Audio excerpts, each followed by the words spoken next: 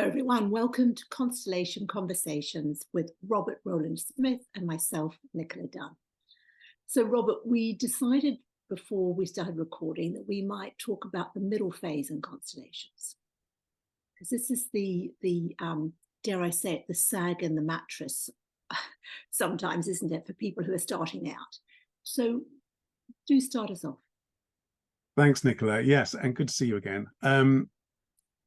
If we're talking about the middle phase, it of course assumes there's a beginning phase and there's an ending phase. Isn't there that famous quote from Jean-Luc Godard? Every film needs a beginning, a middle, and an end, but not necessarily in that order.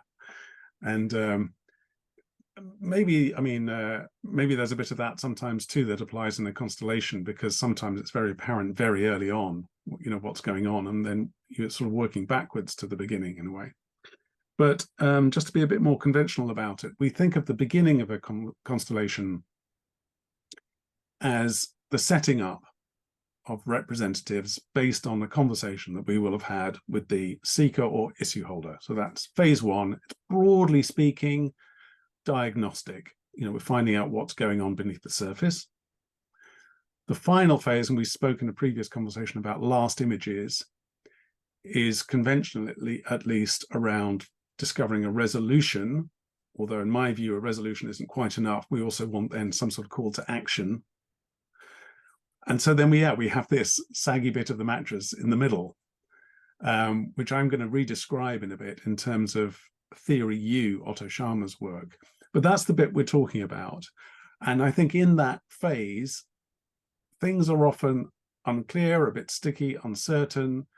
We might try out hypotheses to see if they work or not. We might bring in extra representatives to add more dimensions to the constellation, kind of look around the edges. We might sit certain representatives down. We might even pause the constellation entirely and recalibrate a bit. So in a way, it's the least guided part of the constellation, the least obviously structured, although of course we can add structure into it.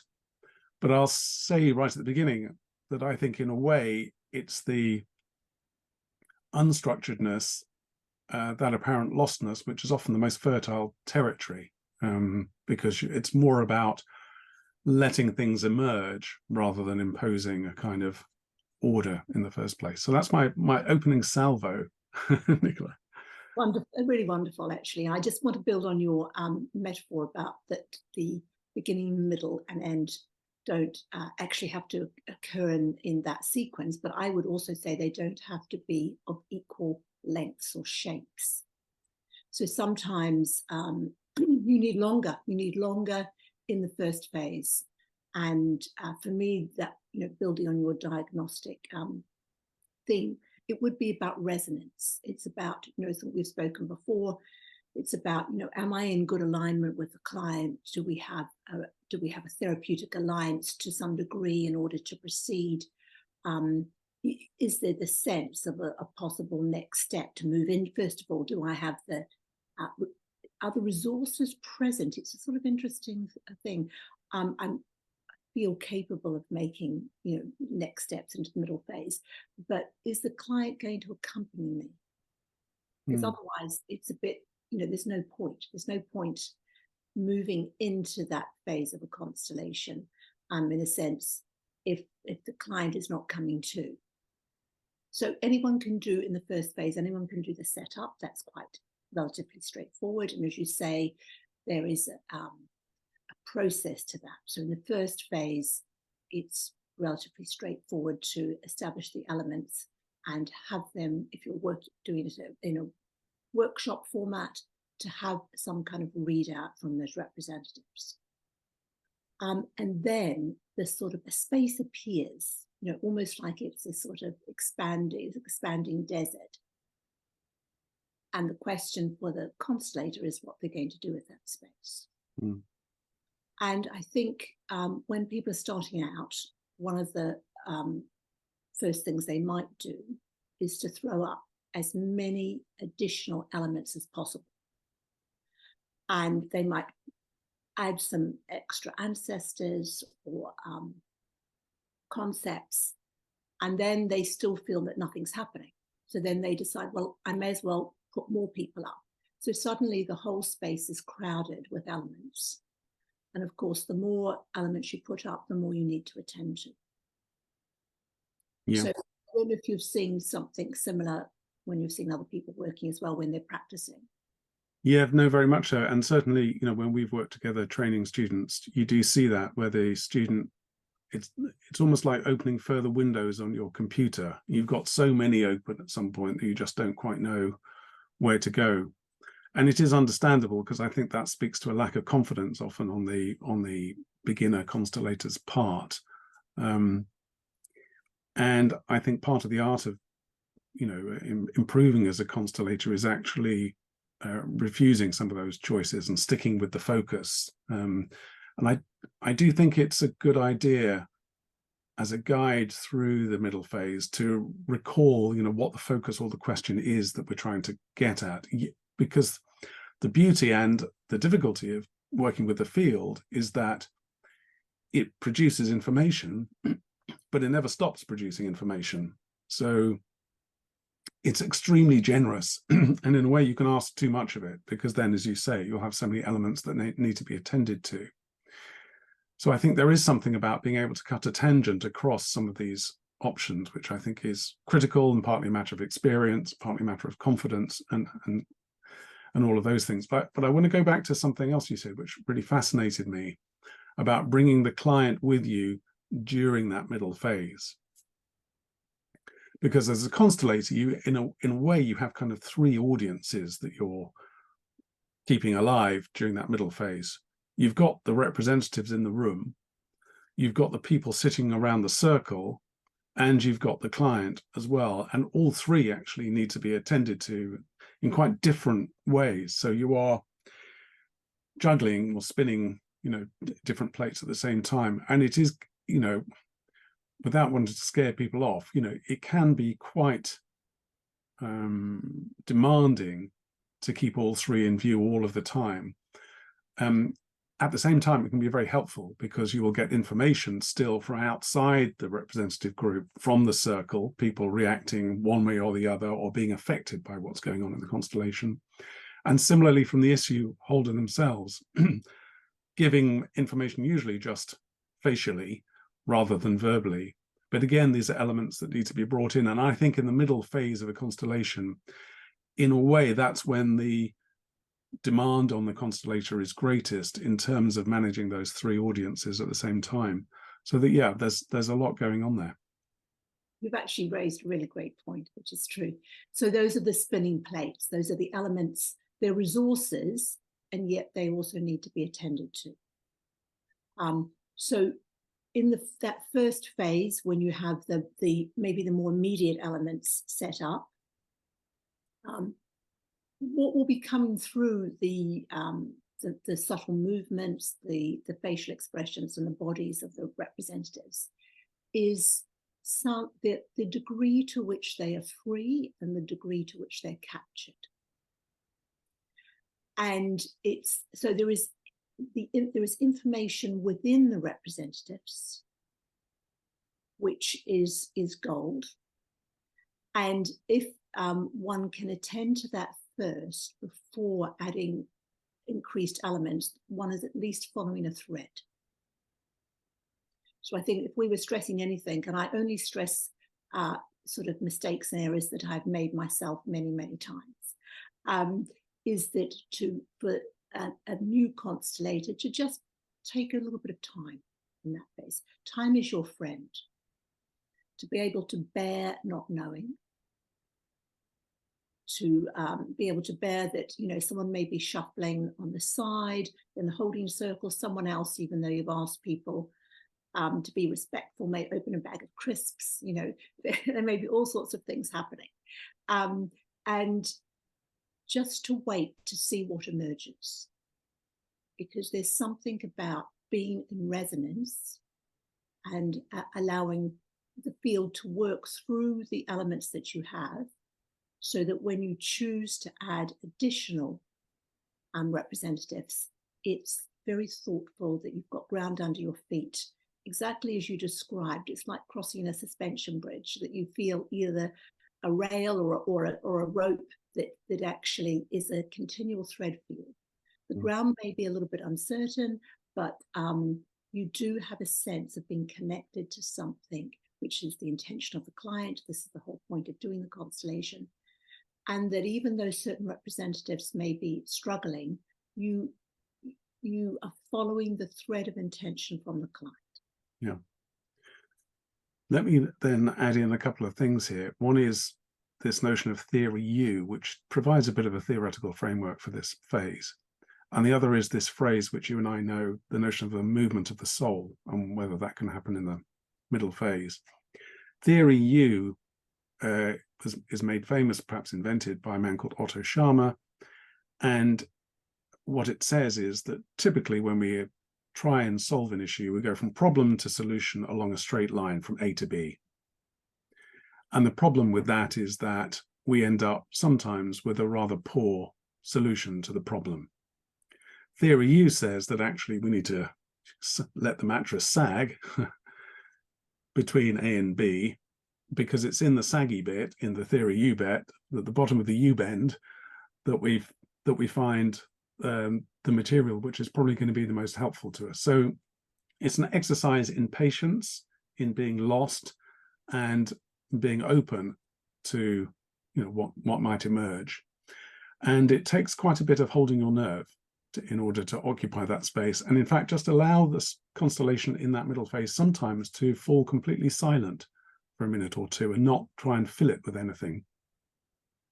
So theory U is quite a helpful framework. Obviously there's more to it, but it's quite a helpful framework, I think, to think about that middle phase, that we're slowing down to go faster. It's the kind of Renaissance idea of festina lente, slow down to hurry up sort of thing. Sorry, do you want to come in on that one? Just to say something, if I could. Yeah. All respect to Otto, and probably theory U came from the Taoists or Vedic philosophers, because they tended to discover everything first. But I love that point that you're saying. I love this point that actually perhaps it's not about covering distance, it's about going deeper. Yeah, well, that's put even more nicely, Nicola, thank you.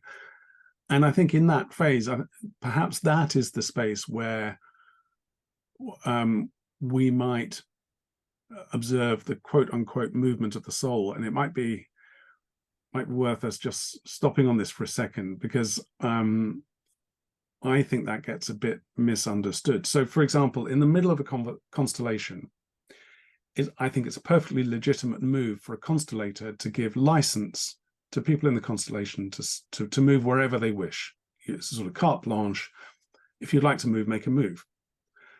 And my observation from that is that I think never, probably, perhaps it has happened, but never results in a resolution.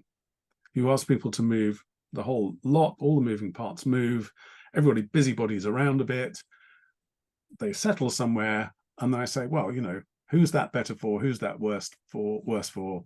And you'll get a completely mixed reaction. It doesn't actually solve anything. And I think that helps me, at least, to make a distinction between movement of the soul and what, on the other hand, is still being worked through at the level of ego, if you like. Because when you ask for that free movement, often the representatives are still motivated by, I use ego very shorthandedly to indicate them looking for what's best for them in that system, just where they feel best. They don't have the meta view yet. They just have the in-constellation view. They have the dance floor view rather than the balcony view, as Ron Heifetz describes it. Whereas I would suggest a movement of the soul only really occurs when you go deeper still into that U-bend. And the representatives are now ready, or they have some sort of preternatural apprehension of the whole rather than their part in it. What's going to be, it's better for me if I stand aside. Now I can see you. I'll put down my judgment, and it's a kind of releasing, I think, that says, you know what, I'm only one part of this system, and the system matters more than I do, something like that. And I think both of those things can happen in the middle phase, but there is a distinction between them. I mean, you've very bravely walked into the territory of movements of the soul, and, Yes. and Where angels dare to angels tread. and many have fallen. Yeah. And of course, people who are experienced listening to this will know that then following that, Bert Hellinger did, movements of the spirit mind. So I think there's something about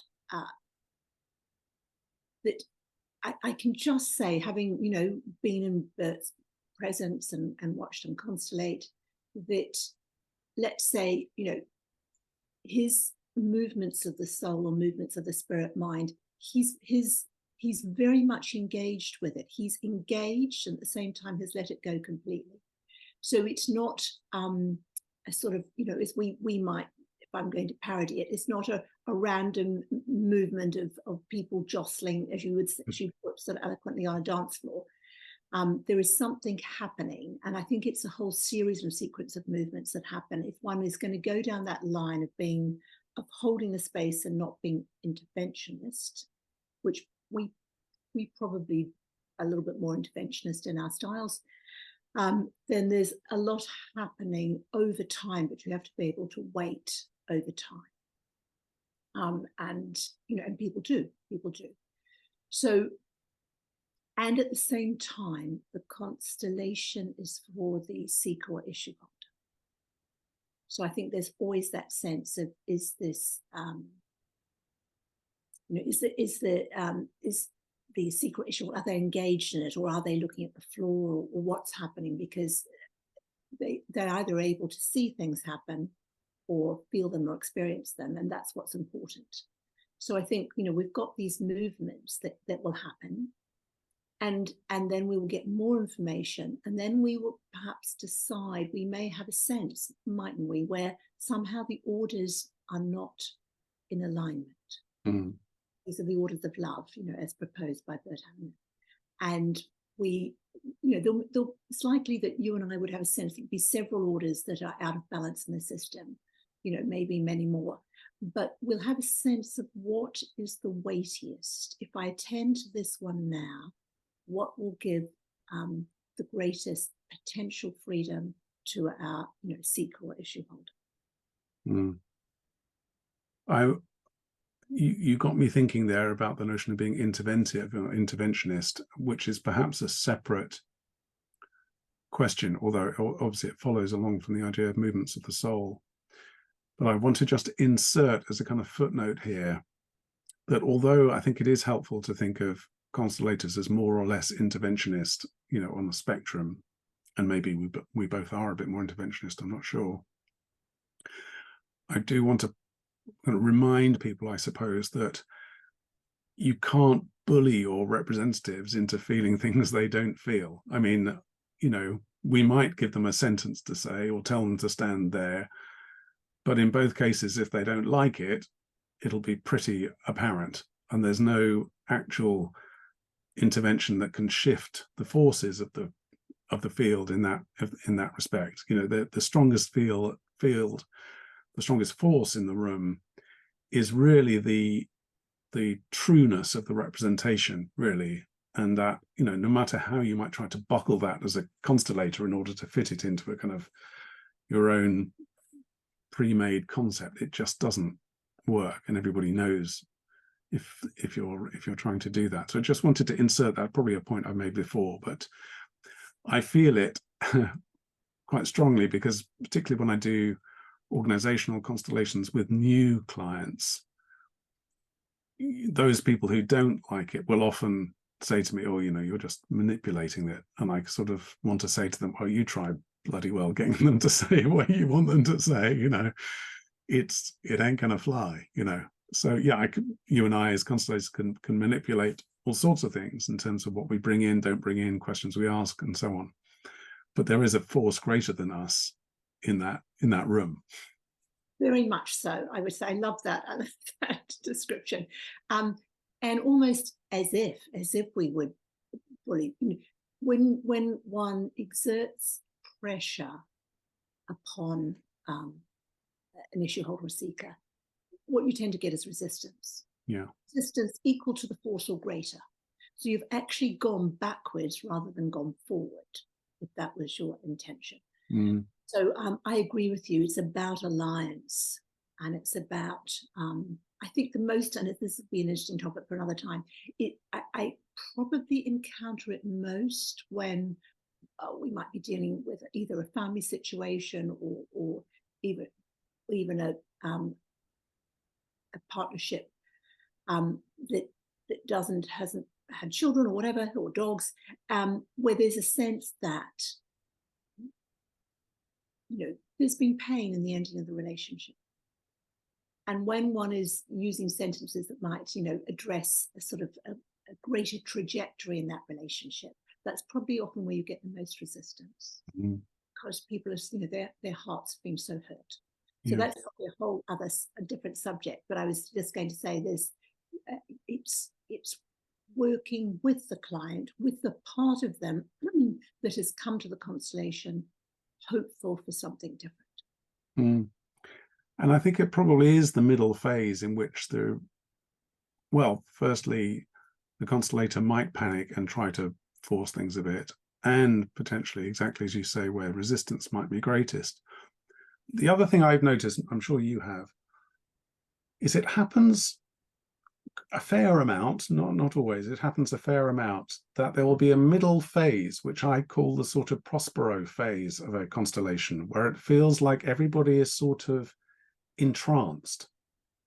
There's a phase of something that feels a little bit like you're walking through a different realm altogether. It's a bit magical, it's a bit eerie, it's a bit otherworldly. I won't say supernatural entirely, but it's as if time slows down and we are looking at a kind of shadow puppetry or something, of things moving very gently in a kind of other, more ethereal space.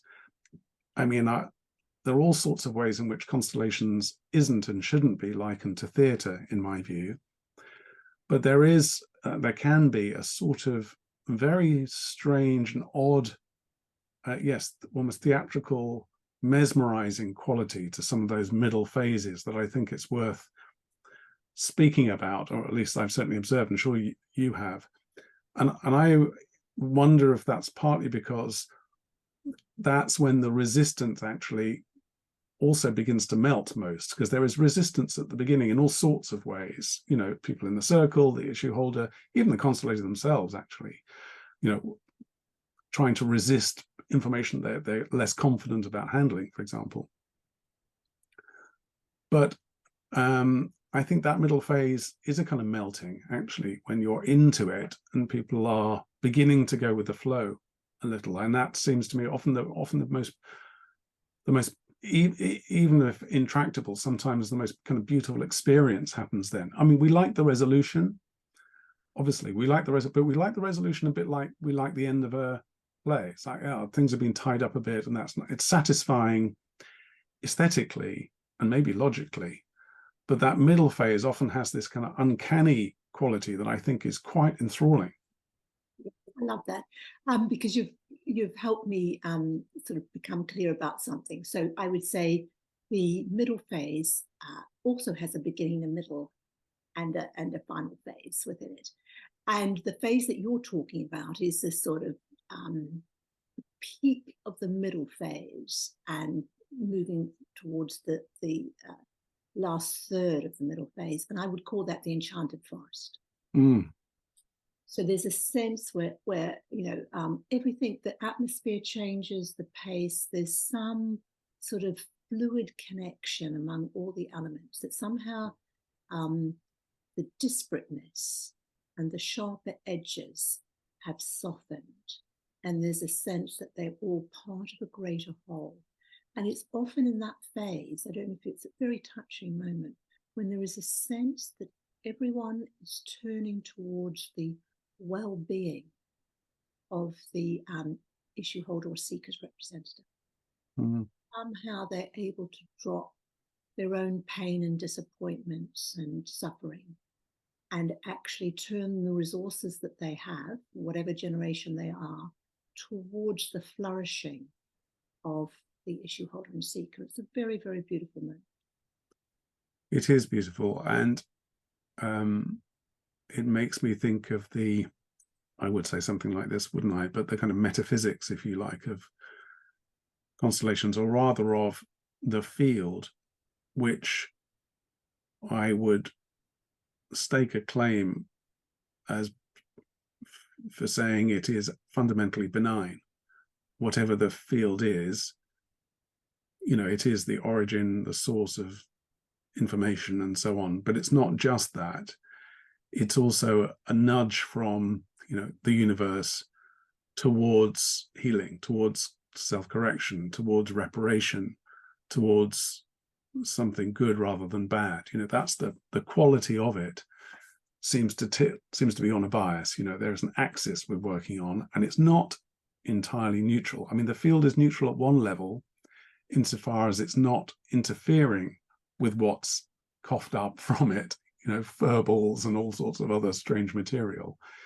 The field is entirely neutral in that respect, and it will give us all sorts of odd things, embarrassing, difficult, awkward, funny, sexual, aggressive, all sorts of things will pop up without editing, without censoring. And yet all of that, the kind of parity exists, it seems to me, on a slightly non-level playing field. It's all slightly tilted towards the good. And I think what you're describing there maybe gets at that, when people in the middle phase, representatives in the middle phase, actually, as it were, yield a bit and accept the fact that, yes, there is a benevolence there and a wish for the healing, as you put it, of the issue holder. There's a movement, I think, is exactly, you described it beautifully, from the sort of individual, perhaps clashing, bruising egos to the field's gentle tide towards connection.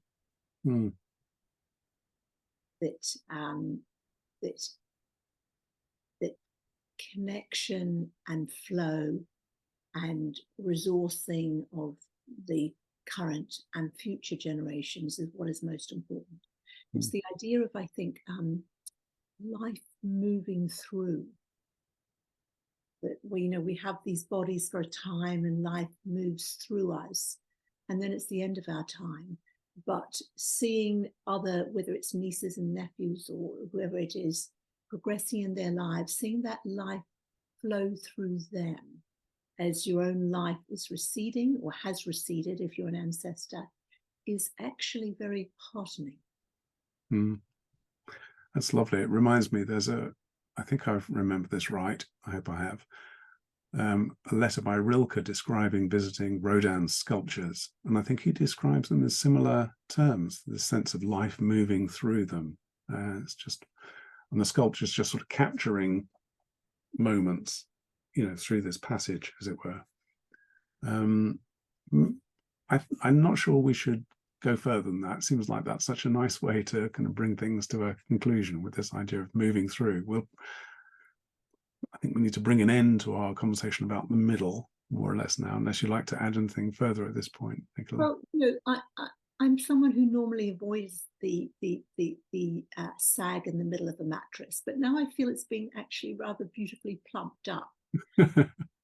I'm feeling that actually I'm coming round to thinking, actually, this may be my favourite phase.